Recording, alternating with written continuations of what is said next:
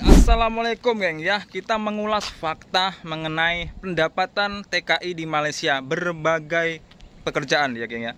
Kalau kita mengenal fakta tentang bagaimana gaji, bagaimana penghasilan TKI di Malaysia, ini fakta dari saya sendiri pribadi ya. Sekarang semua berubah ya, pendapatan sudah berubah, kurs penukaran uang Indonesia Malaysia sudah berubah, dan yang paling penting perubahan yang sangat drastis.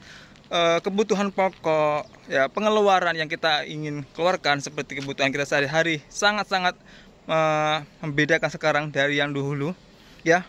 Saya bisa katakan ya, untuk kebutuhan ya, kita bicara tentang kebutuhan pokok sendiri untuk makan dan lain-lain.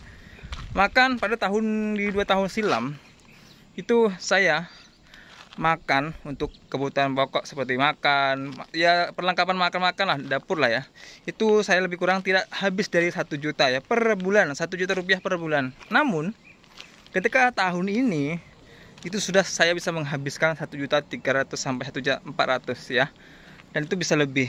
Mengapa? Ya karena kita tahu sekarang semua pendapatan kita tidaklah ada kenaikan dan pengeluaran lebih banyak ya. Nah, ini buat kalian juga penting, buat kita semuanya mengatur berapa sih pendapatan kita dan pengeluaran. Kalian tahu geng, di Malaysia bukanlah gaji yang sebenarnya betul-betul gaji yang diinginkan orang lain. Orang lain pasti mengatakan ingin gaji 2 kali lipat minimal, 3 kali lipat.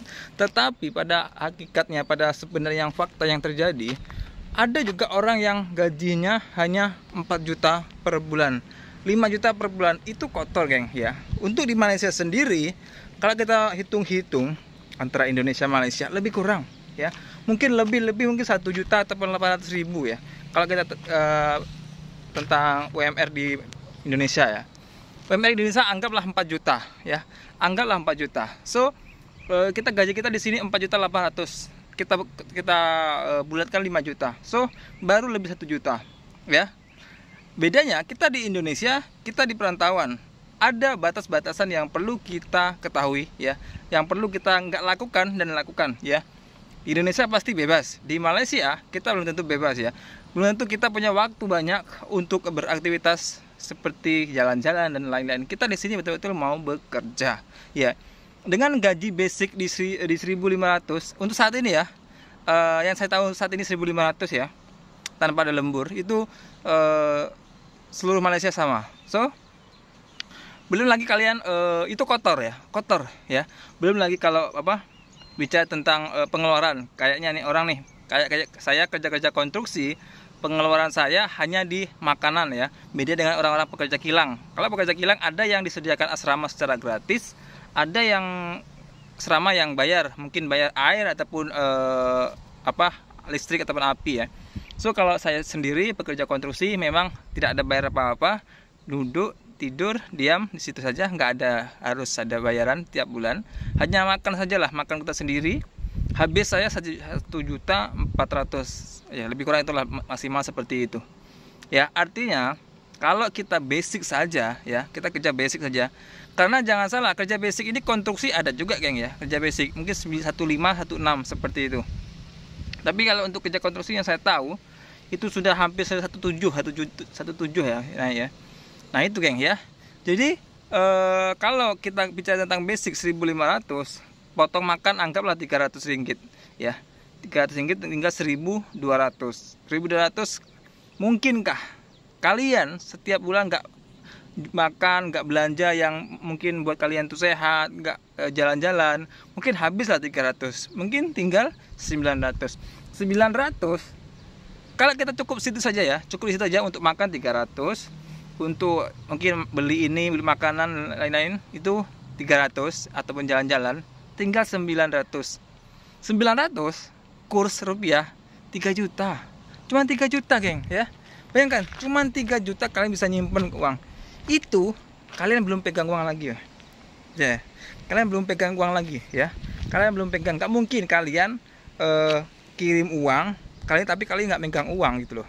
Bener, kalian cuman setiap bulan cuman kerja tanpa megang uang, kirim uang kampung ataupun ke rekening kalian sendiri, tapi kalian nggak megang uang untuk jaga-jaga atau apa gitu kan. Kalau megang uang angkel 200, tinggal berapa? Tinggal 700 ringgit. 700 ringgit apa?